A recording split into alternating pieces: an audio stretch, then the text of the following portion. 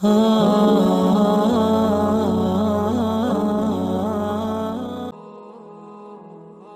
خاص ہے تبھی میرے اللہ نے اس کو اتنی فضیلت والی عبادت کہا ہے۔ کچھ تو خاص ہے تبھی اللہ اپنی اس عبادت کے لیے پہلے آسمان پر آتا ہے۔ کچھ تو خاص ہے تبھی اللہ کسی کو چنتا ہے، اور جس کو چن لیتا ہے پھر اس کے لیے معجزے کرتا ہے۔ تہجد کی نماز معجزے کا ذریعہ ہے۔ جب تمہیں سارے راستے بند نظر آتے ہیں نا، تب بھی وہ ایک راستہ کھلے رکھتا ہے، تہجد کا راستہ۔ تہجد کی دعا سے وہ بھی مل جاتا ہے جسے لوگ ناممکن کہا کرتے ہیں۔ تہجد پڑھنے والوں کی تو وہ خواہشات بھی پوری ہو جاتی ہے جن کا ذکر کبھی انہوں نے اپنے آپ سے بھی نہیں کیا ہوتا۔ جس کہانی کی وجہ سے تم تہجد تک پہنچ جاؤ، تو اس کہانی کو اللہ پاک کیسے ادھوری چھوڑ سکتا ہے؟ بات تہجد کی ہے تو ذرا غور سے سنیے گا۔ تہجد کی نماز وہ واحد نماز ہے جو مؤذن کی نہیں بلکہ دل کی اعضاء پر پڑھی جاتی ہے۔ قبولیت کی بہترین نشانی۔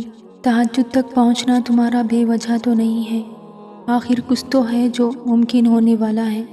تمہاری دعاؤں کی قبولیت کی نشانی اس سے بہتر اور کیا ہو سکتی ہے؟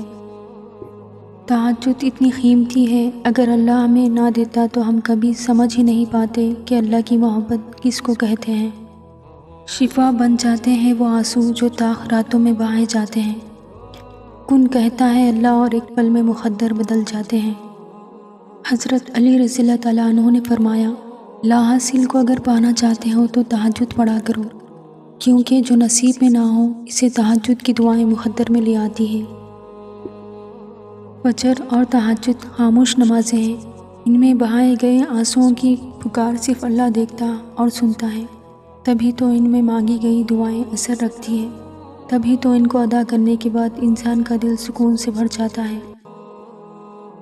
یہ بھی کسی معجزے سے کم نہیں کہ رات کی تاریکی میں اپنے نرم بستر سے اٹھ کر جب ساری دنیا سو رہی ہوتی ہے اور تم جاگ کر تہجد کی نماز پڑھتے ہو، اللہ سے لاڑیاں کرتے ہو، کچھ آنسو گراتے ہو، کچھ دعائیں کرتے ہو، اللہ کی بندگی تاریک رات اور تاریک کمرے میں کرتے ہو، تو ایسا ہو سکتا ہے کہ اللہ تمہاری دعا رد کرے۔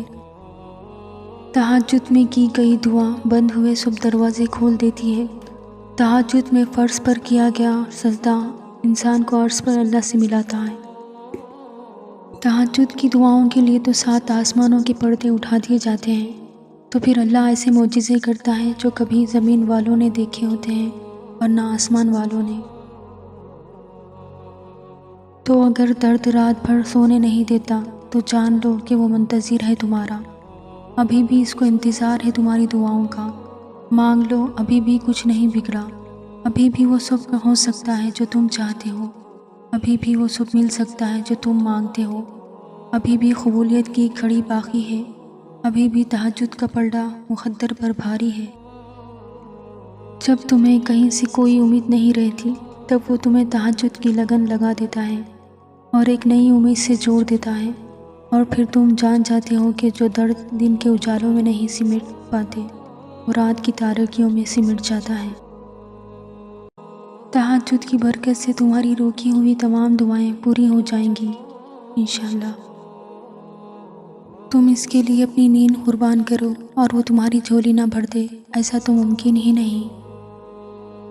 جس کے نصیب میں تہجد کا سجدہ لکھ دیا گیا، اس کے نصیب میں اللہ تعالیٰ کا پیار لکھ دیا گیا ہے۔ یہ جو تہجد کی دعائیں ہوتی ہیں نا، یہ قسمتوں کا رخ بدل دیتی ہیں۔ رات کے پہر جب ساری دنیا نیند کے آغوش میں ہو اور اب اللہ کی عبادت میں مشغول ہو، اللہ پاک فرماتے ہیں، شکر ادا کرو حاصل اور لا حاصل پر، میں شکر کرنے والوں کو ان کے گمان سے بھی زیادہ دیتا ہوں۔ تہجد بہت خوبصورت عبادت ہے، جہاں کچھ ملے نہ ملے لیکن رب ضرور مل جاتا ہے۔ ایک سکون ہے جب عادت ہو جائے، بنا پڑے سکون نہیں ملتا۔